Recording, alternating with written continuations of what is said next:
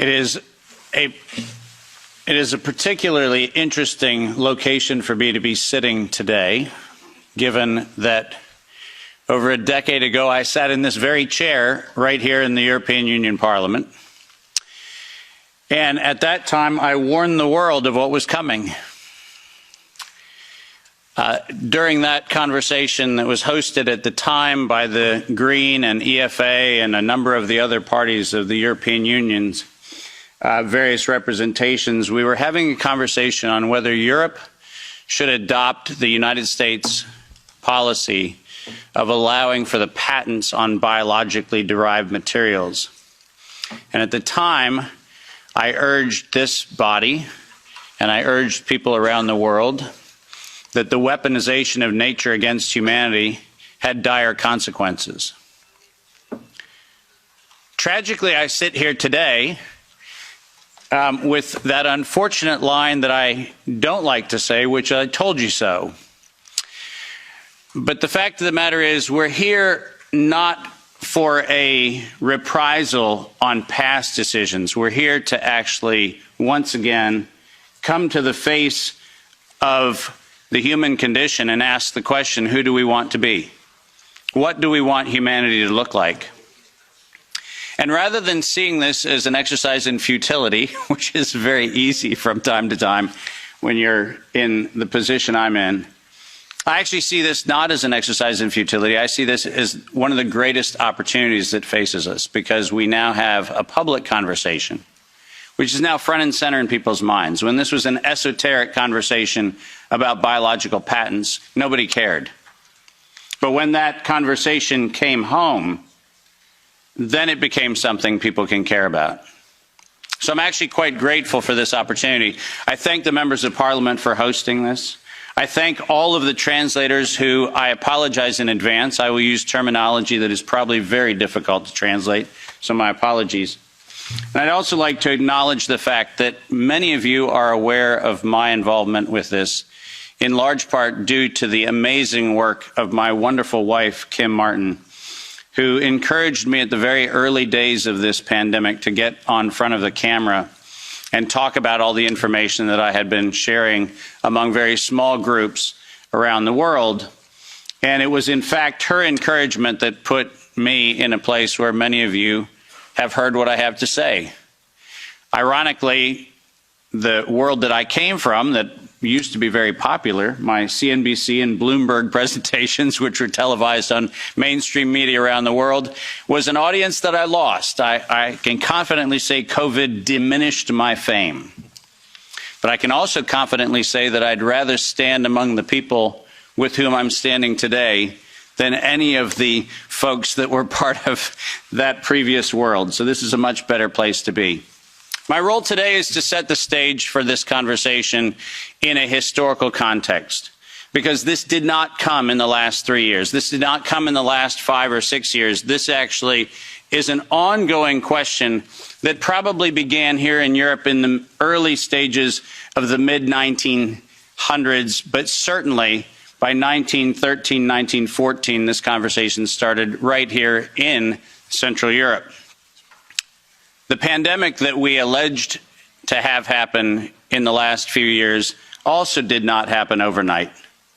In fact, the very specific pandemic using coronavirus began in a very different time.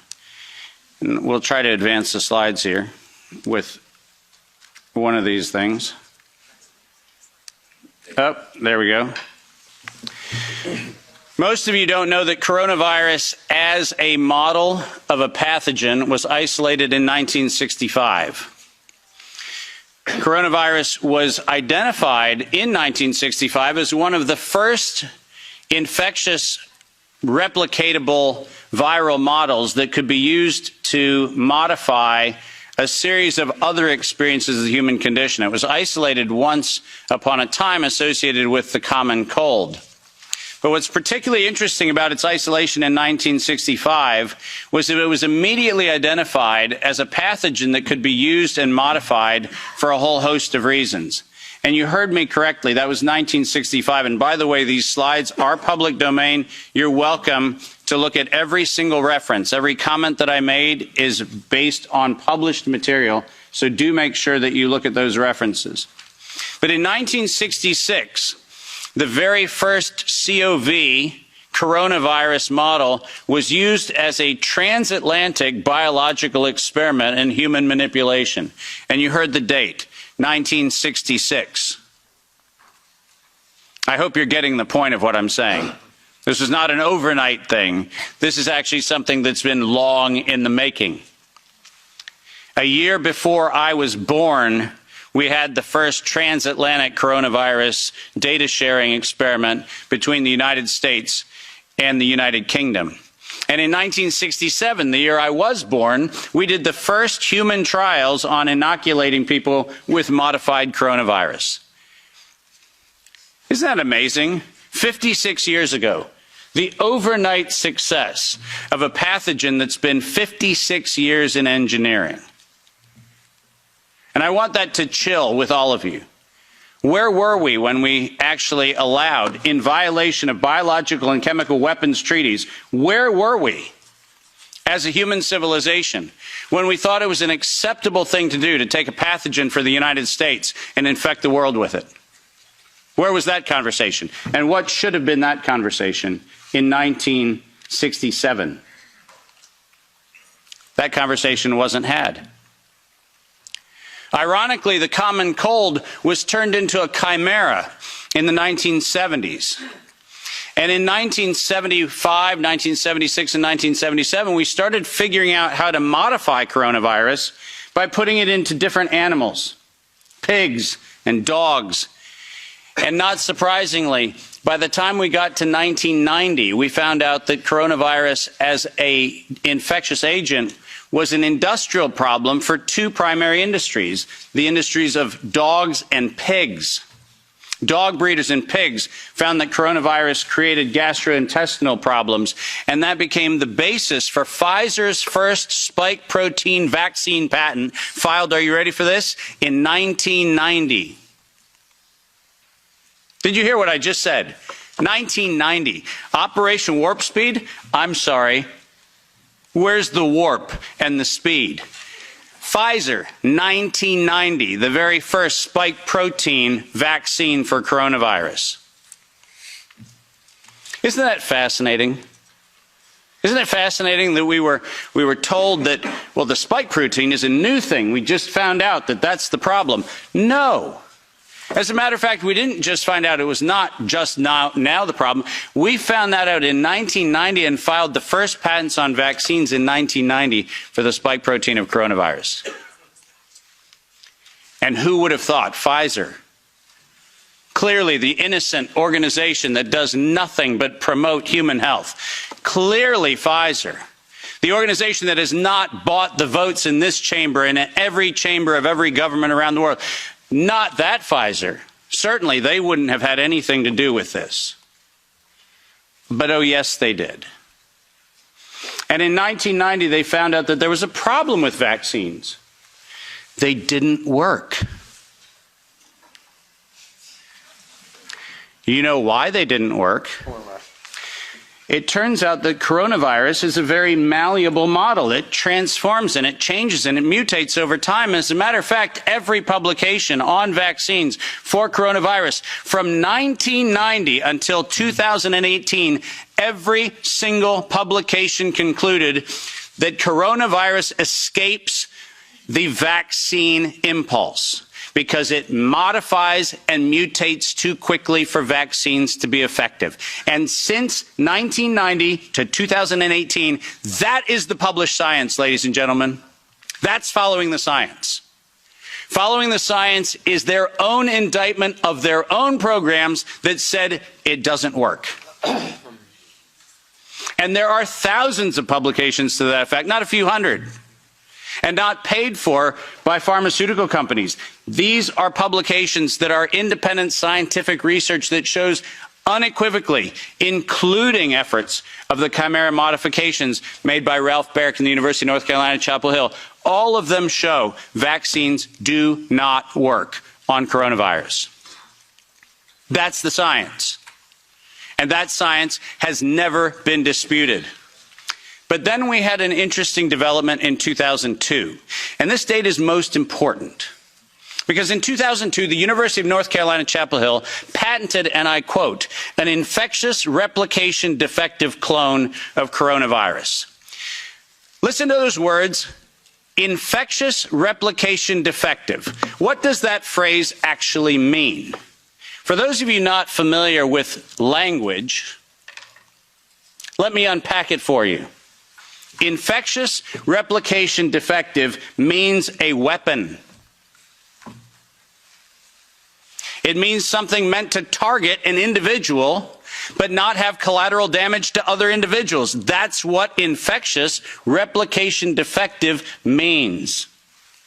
And that patent was filed in 2002 on work funded by NIAID's Anthony Fauci from 1999 to 2002. And that work, patented at the University of North Carolina, Chapel Hill, mysteriously preceded SARS 1.0 by a year. Dave, are you suggesting that SARS 1.0 wasn't from a wet market in Wuhan? Are you suggesting it might have come from a laboratory in the University of North Carolina, Chapel Hill? No, I'm not suggesting it. I'm telling you that's the facts. We engineered SARS. SARS is not a naturally occurring phenomenon. The naturally occurring phenomenon is called the common cold. It's called influenza-like illness. It's called gastroenteritis. That's the naturally occurring coronavirus. SARS is the research developed by humans weaponizing a life system model to actually attack human beings. And they patented it in 2002.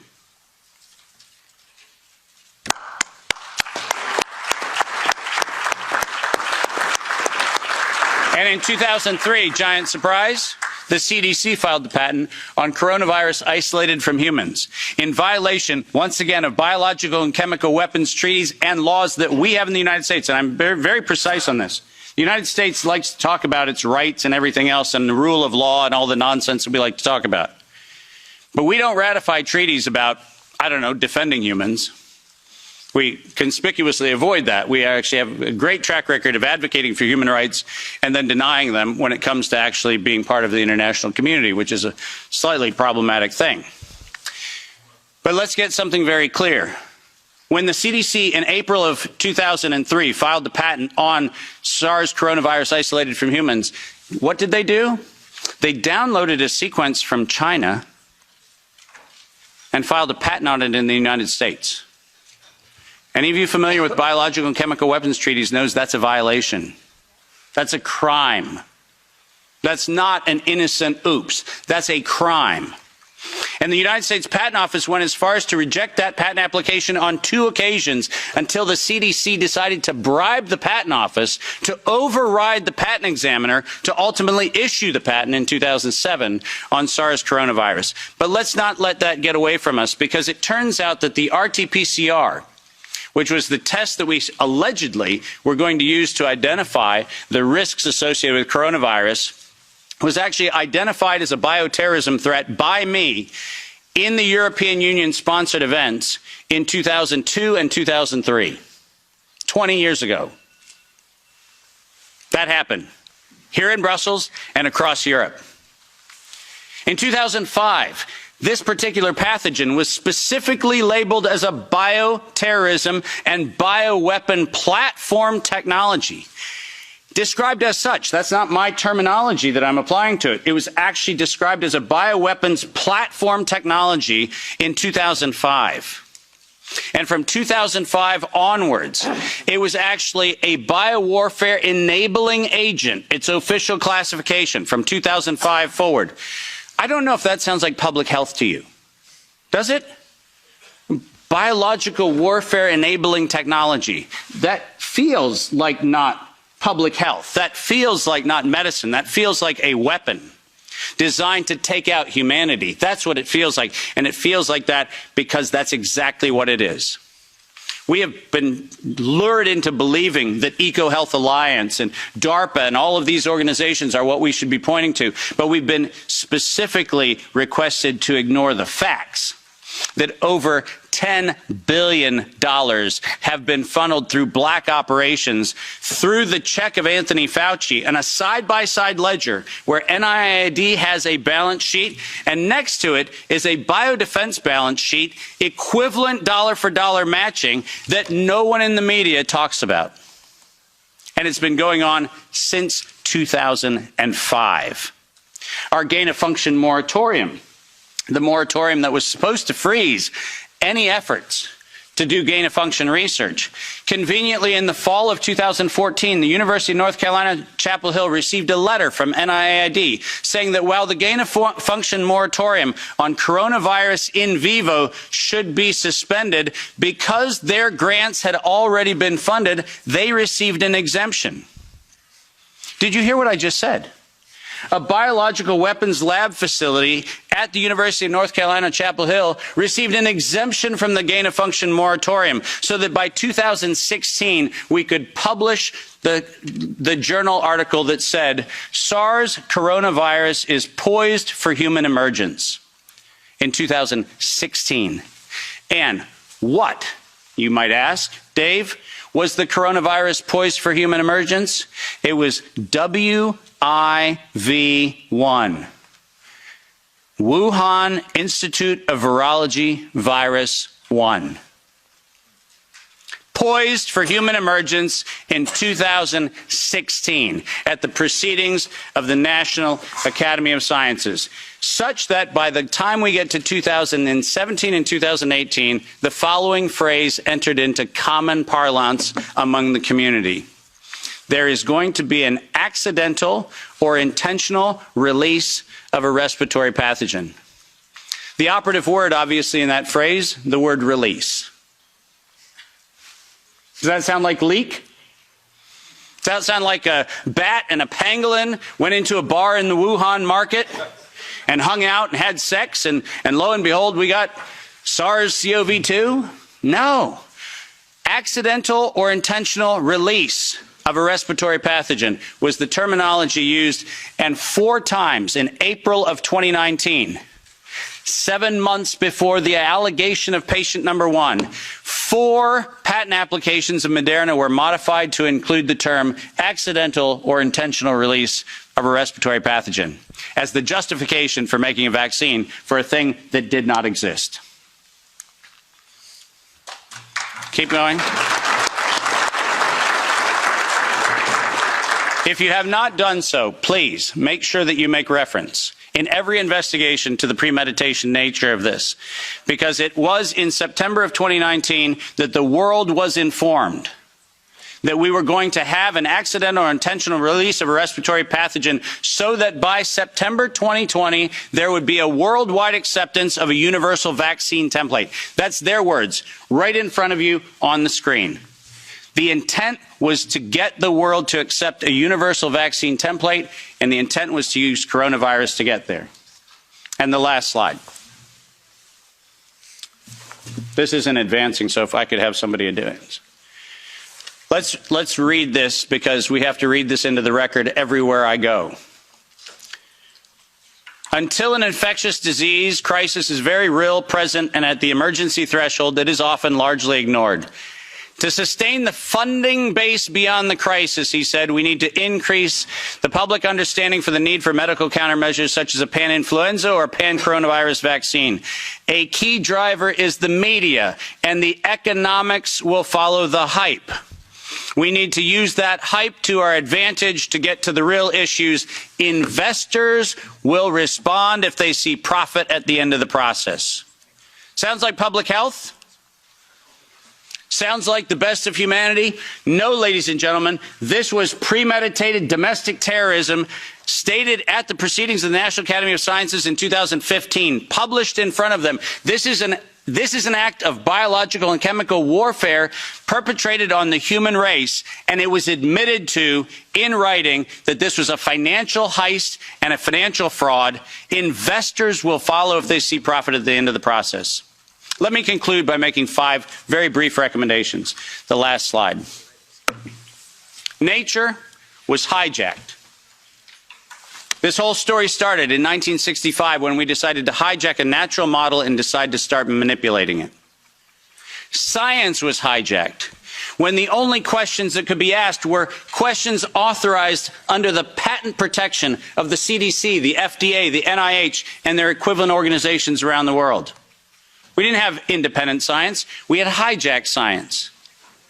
And unfortunately, there was no moral oversight in violation of all of the codes that we stand for. There was no independent, financially disinterested, independent review board ever impaneled around coronavirus, not once. Not once. Not since 1965. We do not have a single independent IRB ever impaneled around coronavirus. So morality was suspended for medical countermeasures. And ultimately, humanity was lost because we decided to allow it to happen. Our job today is to say, no more gain-of-function research, period. No more weaponization of nature, period. And most importantly, no more corporate patronage of science for their own self-interest unless they assume 100% product liability for every injury and every death that they maintain. Thank you very much.